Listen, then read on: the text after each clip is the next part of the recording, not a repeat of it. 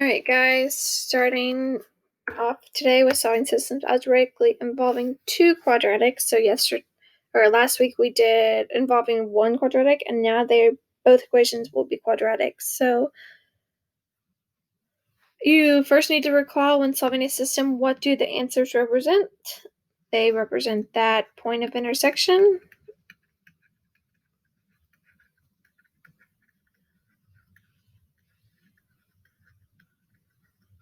And solution to both the equations.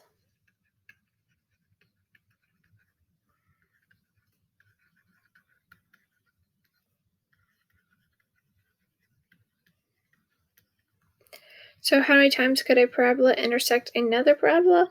Well, let's think about it. So if I had one here, and then I had one going this way, well, that intersects twice. So it could be 2 times.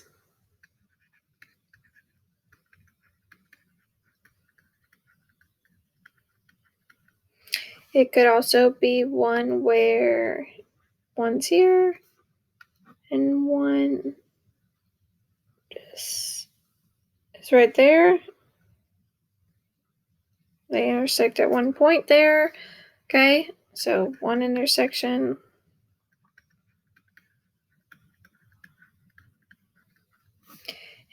Or they could even be, say, I had one like this, and then I had one that also went like this and was exactly the same. That would be infinite.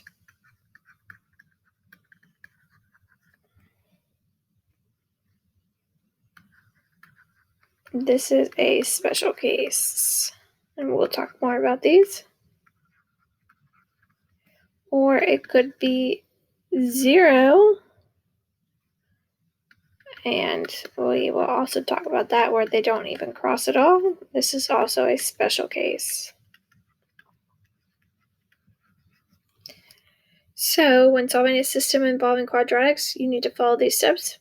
Make sure both equations say y equals, and then we need to set equations equal to each other. So setting y equal to, or plugging in y for y, and then set the equation equal to 0 and solve. So we're going to start off by taking what y equals here and plugging it in right here to get 18 minus x squared equals x squared. I'm going to move everything to the right side, so I'll add x squared and subtract 18. So I get to add x squared here and subtract 18.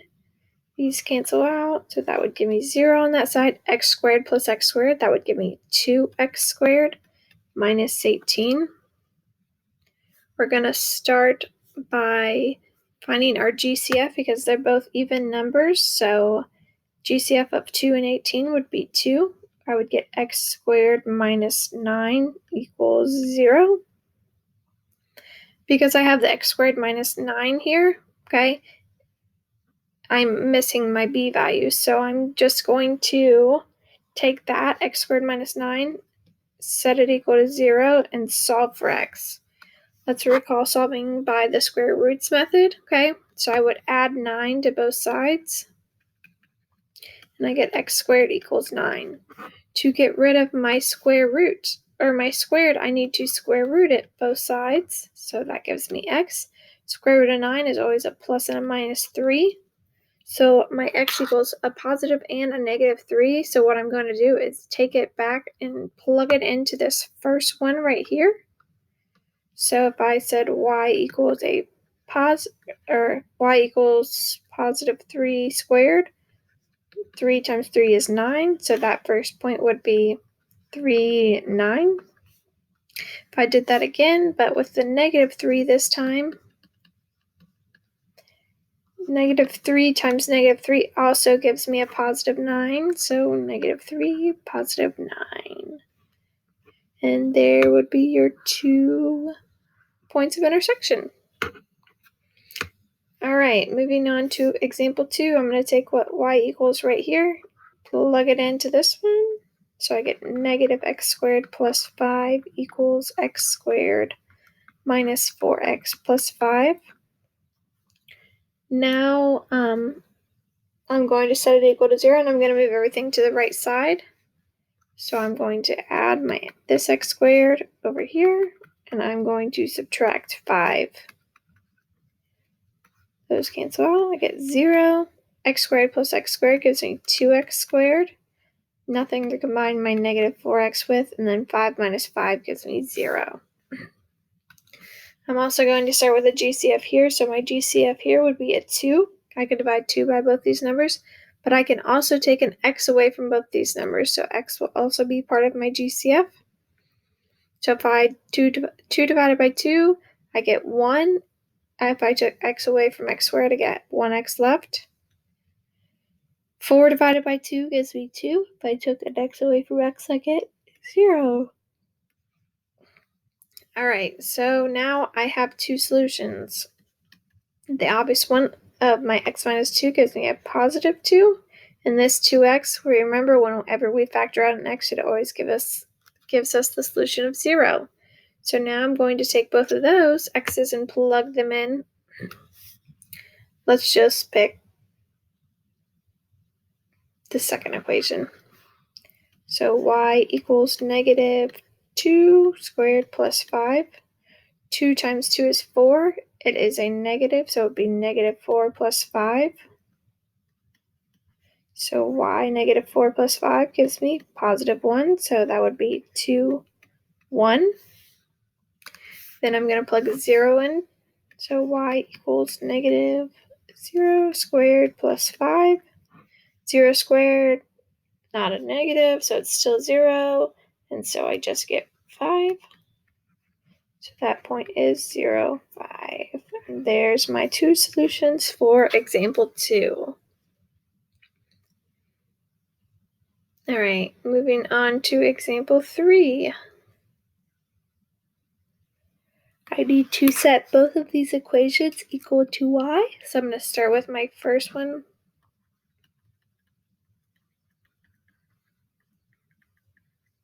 I'm going to move everything to the right side, so I would subtract x and add 2.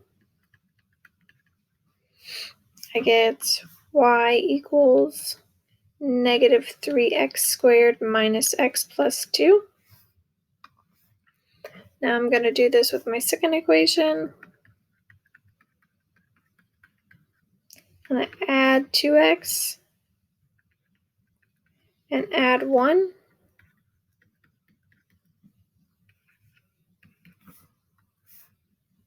So I'd get x squared plus 2x plus 1. Now I'm going to set them equal to each other. I'm going to take this one right here and plug it in right over here.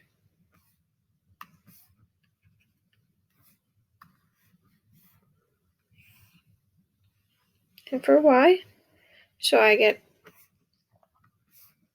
x squared plus 2x plus 1 minus 3x squared minus x plus 2.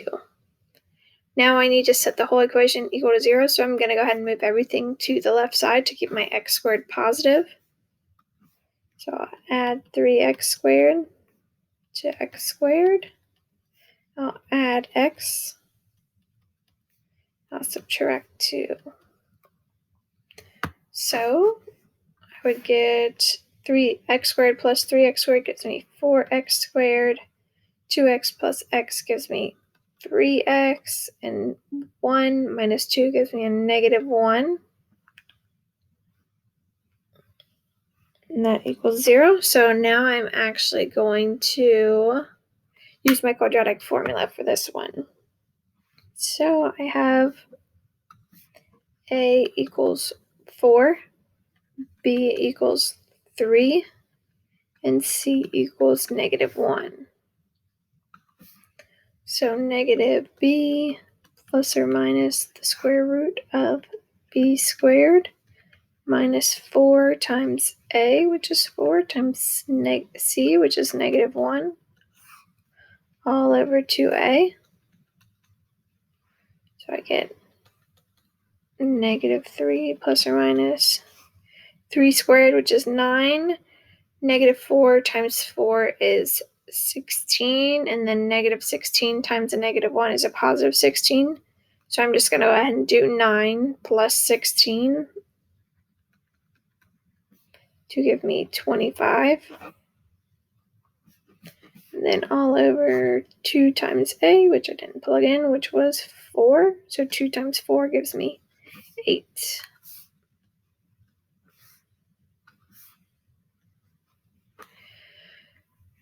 So now I'm going to keep simplifying. X equals negative 3 plus or minus the square root of 25 is 5 divided by 8.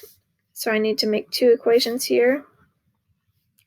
X equals negative 3 plus 5 divided by 8, and x equals negative 3 minus 5 divided by 8.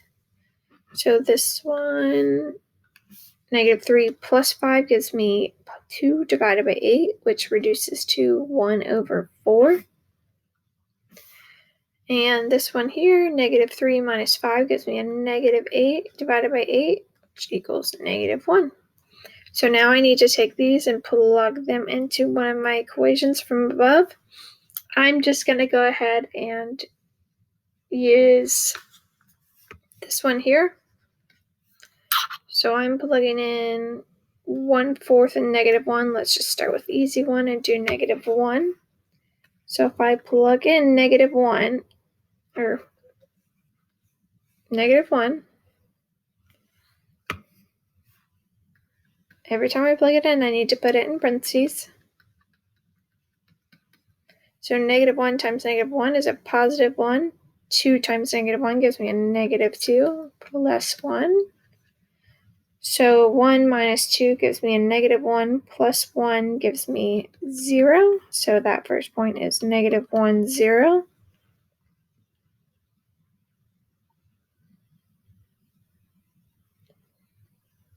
And then I will need to take my other point and plug that in as well. So I'm going to take 1/4 and plug it in. So y equals 1/4 squared plus 2 times 1/4 plus 1. So if you did 1/4 squared, you are going to get 1/8.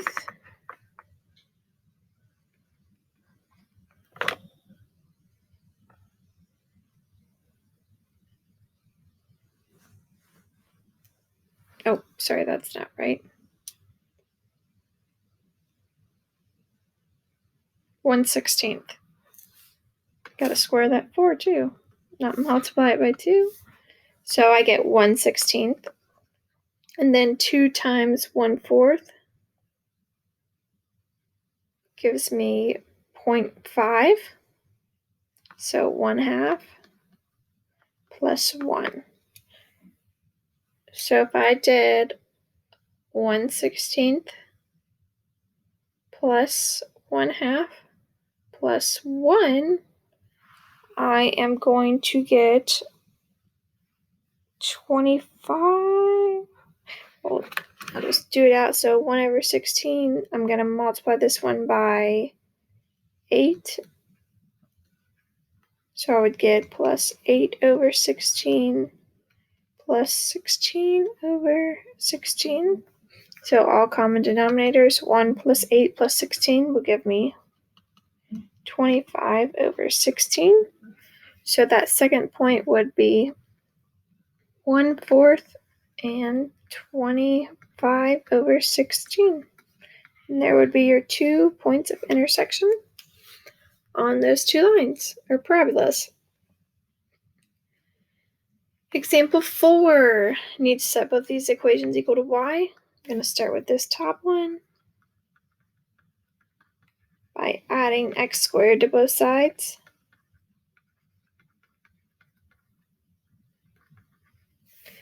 Then the bottom one, I'll all I need to do is subtract 2x squared from both sides.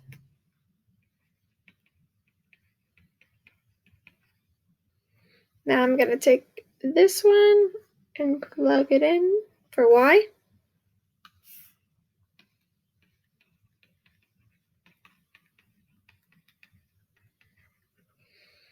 Set the equation equal to 0 by adding 2x squared over and adding 6. So I would get x squared plus 2x squared gives me 3x squared, and then 4 plus 6, which gives me 10.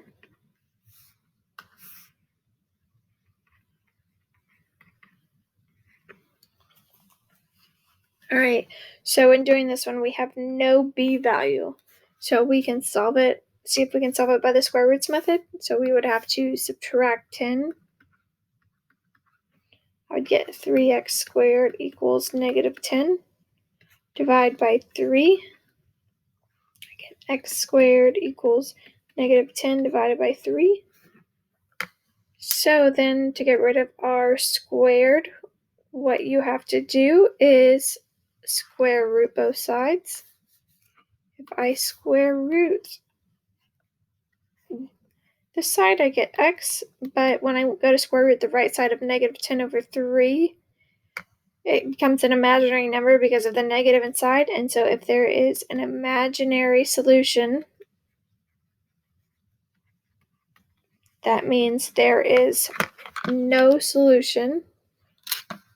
So this is one of those special cases where they don't intersect because it is imaginary. So it is not on the graph. Okay. If you guys have any questions, just shoot me a message. Otherwise, have a great day.